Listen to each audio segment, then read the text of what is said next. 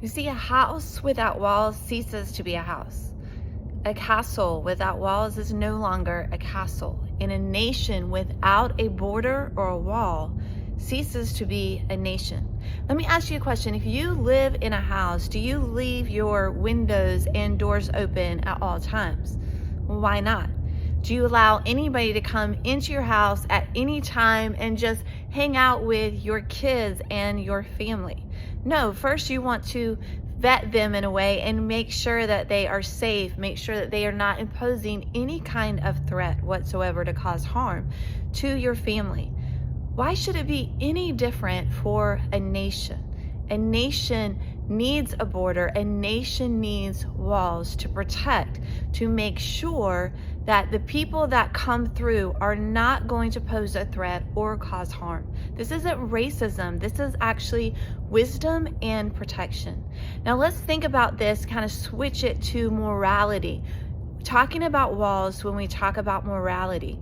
What does the higher ground mean when morality? Well, the higher ground means the higher you go, the greater protection you actually bring, especially when that comes to government or a community or nation. So I want us to think about in terms when it comes to marriage, putting up that moral wall. What does that look like?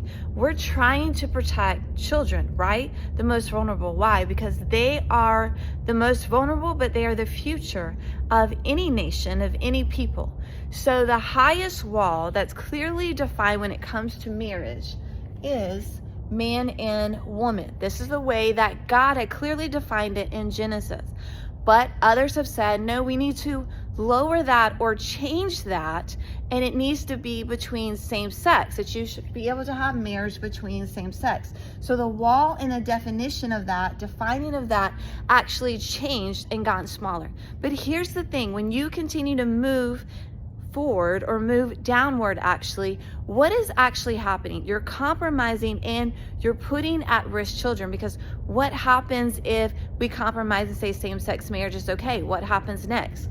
Well, actually, what's going to be pushed is adult with kids. You might say, well, that's ridiculous, Rebecca. I don't agree with that. Absolutely, which means why we need to keep up that moral high ground and keep it between a man and a woman.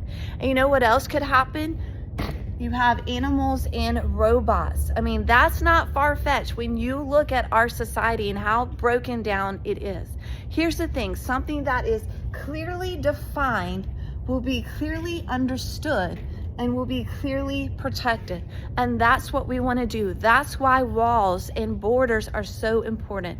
And that's why we have to take the moral high ground to protect. That is wisdom and protection.